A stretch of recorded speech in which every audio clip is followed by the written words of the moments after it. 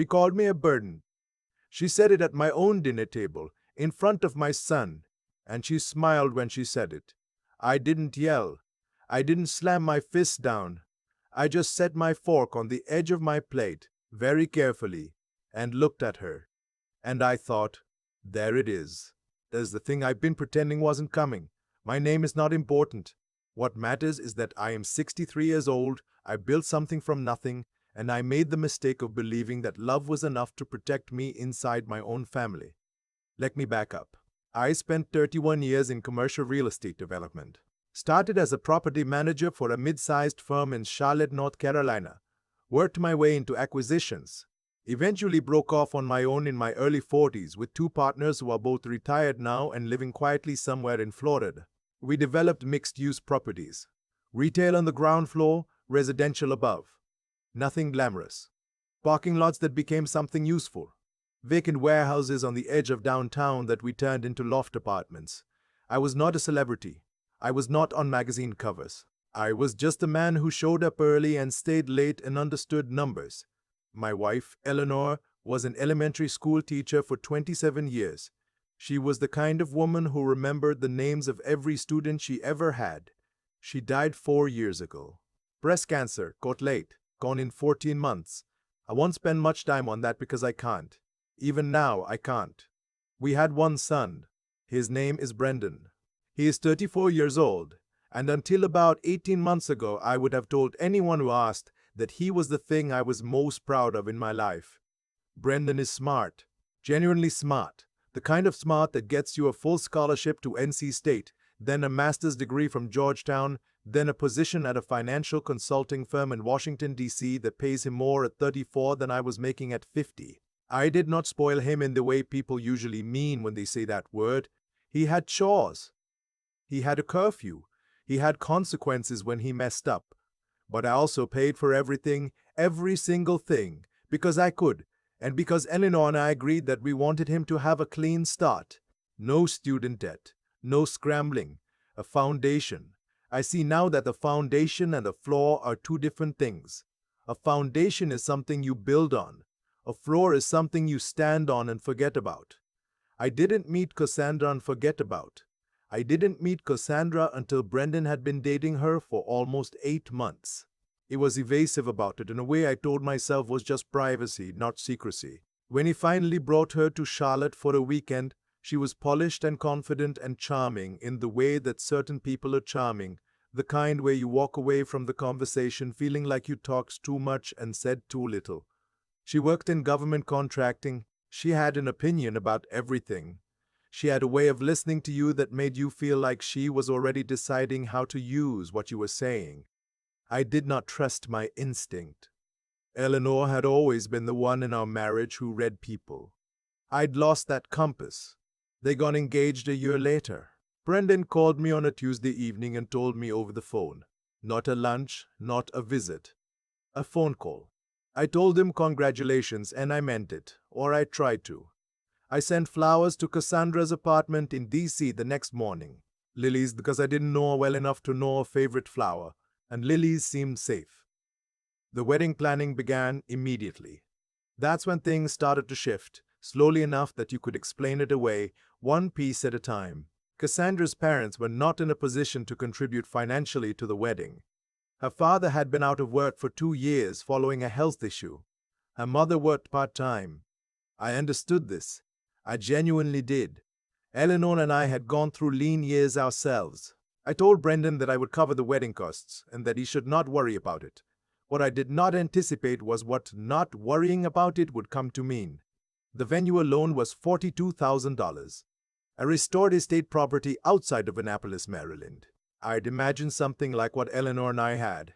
A church, a reception at the Marriott, a nice dinner, dancing, done. What Brendan and Cassandra had in mind was different. I was shown a spreadsheet. A spreadsheet. My son sat across from me in my kitchen and opened a laptop and showed me a spreadsheet with line items. Catering, per head cost, number of guests, 220. Photographer and videographer, separate vendors. A live band. A florist whose minimum package started at $8,000. A day of coordinator at $4,500. Rehearsal dinner at a restaurant in downtown Annapolis. Private room, open bar. The total, as of that version of the spreadsheet, was $118,000. I sat there for a moment. I asked Brendan if he and Cassandra had talked about contributing themselves, given that they were both working professionals with strong salaries. He said Cassandra felt strongly that the bride's family, or in this case the groom's family, should handle the wedding costs. It was tradition, he said. I did not point out that the tradition he was citing assumed the bride's family paid, not the groom's. I said I would think about it. I did think about it. And then I said yes, because he was my son and it was his wedding, and I kept hearing Eleanor's voice in my head saying, just let him have it. Be the bigger person. So I paid. I transferred funds in stages as invoices came in. I never complained directly to Brendan. I had one conversation with my accountant and one with my attorney, just to make sure my cash position was solid. And then I moved on. What I did not do was add my name to anything. No venue contracts, no vendor agreements. Everything was in Brendan's name or Cassandra's. I don't know why I did it that way. Maybe some part of me already knew. 3 weeks before the wedding, I drove up to DC to have dinner with Brendan. Cassandra was traveling for work, which was the only reason I had my son to myself for the first time in months. We ate at a steakhouse near his office. He had a glass of bourbon. I had water. And somewhere around the main course he mentioned, casually, that Cassandra had been talking about real estate. I asked what kind of real estate. He said she'd been looking at condos, that the apartment they were renting in DC felt small for the life they were planning, that she thought given my background, I might be able to help them identify a good investment property. Maybe something I already owned that they could take over. I did own one condo, a 2-bedroom unit in a building I developed in Charlotte, paid off, worth approximately $410,000 at current market. I had been renting it at below market rate to a retired couple who had been there for 9 years. I told Brendan I would think about it. He nodded and changed the subject. I washed his face, and I couldn't find anything there that told me whether this was his idea or hers. I drove home that night and I sat in the driveway for a few minutes before going inside. The house was too quiet. It had been too quiet for 4 years. I went in and I sat in the chair Eleanor used to read in, and I looked at the wall and I thought about the word burden and how I had not heard it yet, but somehow I already knew it was coming. The wedding was on a Saturday in October. The estate outside Annapolis was genuinely beautiful, I will give it that. Rolling hills, a restored colonial manor, white tents in the back, strings of lights, 220 people, a band that played everything from Frank Sinatra to Bruno Mars. The food was very good. The flowers were everywhere. I sat at the head family table and I smiled and I shook hands and I accepted congratulations and I drank one glass of champagne over the course of 4 hours because I was driving. At some point in the evening, I would say around 9 o'clock, the band was between sets. Cassandra appeared at my elbow. I hadn't seen her approach. One moment I was alone. The next she was there, and she was still in her wedding dress, and she was holding a glass of wine, and she was smiling. She said she was so glad we had a moment alone. I said I was glad too. She said she'd been thinking about the condo in Charlotte, and that she and Brendan had decided it really was the right move. She said they looked at the numbers and it made more financial sense than continuing to rent. She said she was sure I understood given my background. I said I hadn't agreed to that. The smile stayed, but something behind it changed. She said she thought Brendan had talked to me about it. I said he had mentioned it and I had said I would think about it. Which is not the same as agreeing. She set her wine glass down on the table next to me. She said very quietly that she wanted to make sure we were on the same page as a family going forward. She said she hoped I wasn't going to make things difficult. I looked at her. I said I didn't know what that meant. She said, still quietly, still smiling, "You've been carrying this family for a long time. At some point, it becomes a burden instead of a gift." The word landed the way she meant it to land. I did not raise my voice. I did not make a scene. I was at my son's wedding and there were 220 people, 20 feet away, and the band was starting back up. I said, "I think I know the difference between a burden and a choice, and I also know the difference between a family and a transaction." She picked her wineglass back up and walked away. I found Brendan 20 minutes later. He was on the dance floor with his groomsmen, laughing. He looked happy. He looked like my son, the one from before. I stood at the edge and watched him for a minute, and then I went and found my coat. I drove back to Charlotte that night instead of staying at the hotel I'd booked. 4 hours. I put on the radio and kept it low, and I thought about Eleanor and what she would have said. She would have said, "You already know what you have to do. Stop waiting for someone to give you permission." I was in my kitchen at 6 in the morning when I called my attorney. Her name is Frances. I've worked with her for 20 years. I told her I needed to talk through some asset structuring. She said she could see me Monday. Over the next 3 weeks, very quietly, I restructured. The condo in Charlotte, I transferred it into a trust in my name with specific terms that prevented any transfer or occupancy change without my explicit written consent. My attorney drafted language that was airtight. The retired couple who had been renting it received a letter confirming their lease would be extended for another 5 years at the same rate. The monthly allowance I had been sending Brendan, $2,000 a month, something I'd started when he moved to DC to help with his transition costs. Something I had apparently failed to realize had become an expectation rather than a gift. I ended it. I wrote him a check for the current month with a note that said this would be the last one, and that I wished him and Cassandra well in building the financial independence I knew they were capable of. The section of my estate planning documents that designated Brendan as sole beneficiary, I revised it. The revision divided my estate 3 ways. One portion to Brendan, one portion to 2 specific charities Eleanor had supported for years, and one portion into a separate educational trust designated for any grandchildren who might come in the future. Administered independently and accessible only for tuition and educational costs. Not accessible to parents. I also made a card to a man named Theodore, my business partner from the early years who had stayed in the industry. I told him I was thinking about coming back in a limited advisory capacity. He laughed and said he'd been waiting for that call for 2 years. Brendan called me on a Wednesday evening, about 10 days after the wedding. He said he and Cassandra had been trying to figure out the logistics of the Charlotte condo and had hit some kind of roadblock with the title. I told him there was no roadblock. I told him the condo was in a trust and not available. There was a silence. He said, "Dad, we talked about this." I said, "You mentioned it once." I said I would think about it. I thought about it. He said Cassandra was going to be upset.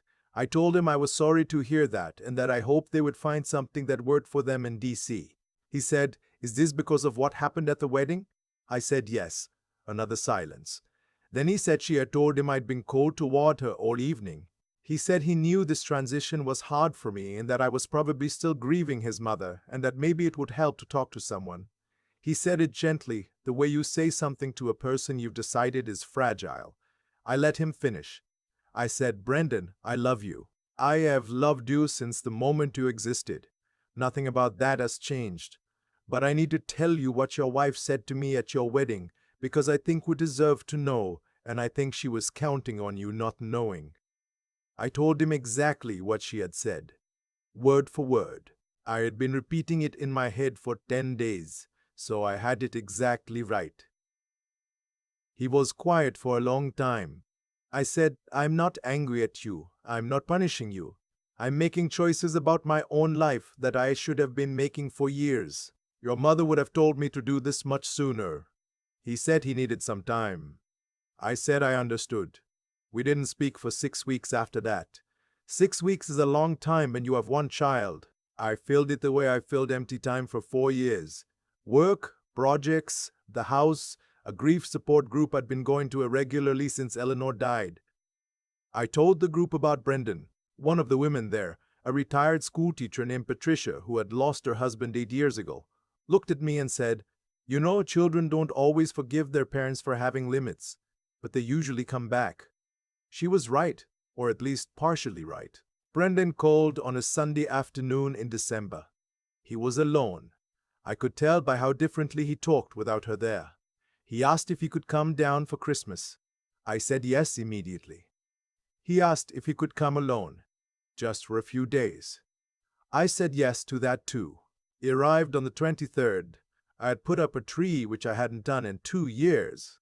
I don't know why I did it that year. Maybe for him, maybe for me. We didn't talk about Cassandra much the first day.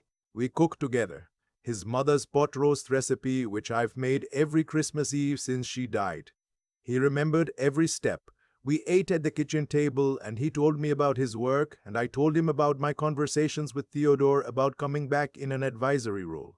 He seemed genuinely interested. He asked good questions. For a few hours, he was 22 years old again, and we were just two people at a table. On Christmas morning, after coffee, he told me that he and Cassandra had been in couples counseling since November. He said it had been his idea. He said some things had come up in those sessions that he hadn't expected. I didn't ask what things. He didn't offer. He said he wanted to apologize for the way things had gone. He said he knew he had asked too much of me. He said he thought he had confused my willingness with my obligation. I told him those were two completely different things, and I was glad he understood that now. He said, "Mom would have handled this better than I did." I said, "Your mother would have said the same things I said, just with more patience." He smiled. "Yeah, probably." We sat on the porch that afternoon even though it was 40 degrees. He'd always liked the cold.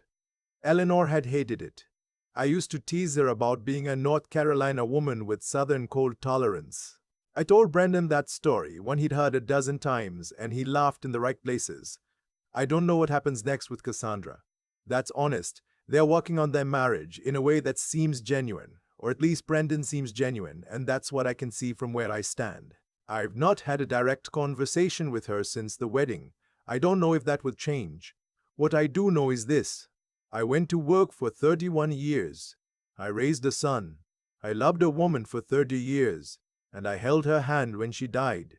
I paid for a wedding that cost more than my first home. I did all of it willingly, happily even. But willingness is not weakness, and generosity is not an obligation, and a father is not a financial instrument. I walked back into my office last January for the first time in 4 years. Theodore had saved my desk. Same view of the city. Same lamp in the corner I'd bought at an estate sale in 1997. I sat down, I opened my laptop, and I started again. People ask me sometimes, not often, but sometimes, whether I regret how things went, whether I wish I had said something sooner, or done something differently, or been harder on Brendan when he was young, so that none of this would have happened in the first place. I've thought about that question long enough to have an honest answer. What I regret is confusing my generosity for a relationship. I gave Brendan everything I could give him. Tuition, stability, a clean start, $2,000 a month he never had to ask for twice. I gave it because I wanted to, because Eleanor and I had built something and we wanted him to benefit from it. That part I don't regret at all. What I regret is that I never made the line visible. I gave so freely and so quietly that the line between a gift and an entitlement disappeared. And I let it disappear, and that's on me as much as it's on him. Cassandra didn't create the problem. She just walked through a door that was already open. That's the part that took me the longest to sit with. It would have been easier to make her the villain of the whole story and leave it there. And I won't pretend she didn't say what she said. She did, and she meant it, and I heard every word clearly. But a person like that doesn't get purchased in a family unless there's already something loose. The boat was already turning. She just had the wrench. What I learned, and I mean really learned, not the kind of thing you say to sound wise, but the kind of thing that rearranges something inside you, is that character is not inherited, and it is not given. I thought if I provided enough, if I removed enough hardship, Brendan would arrive at adulthood with the same values Eleanor and I had built through difficulty. But that's not how it works. Values get built in the difficulty, not around it. I smoothed every rough edge, and then was surprised when he didn't know how to handle resistance. That's not a failure of love. It's a failure of thinking that love alone is enough. The morning I walked back into my office, I sat at my desk and I looked at the city through the window, and I felt something I hadn't felt in a long time. Not happiness exactly. Steadiness. The kind that comes not from everything being fine, but from knowing exactly where you stand and having chosen to stand there. Eleanor used to say that the most honest thing a person can do is know what they will and will not accept, and say it plainly. She was better at it than I was. She always was. But I'm learning.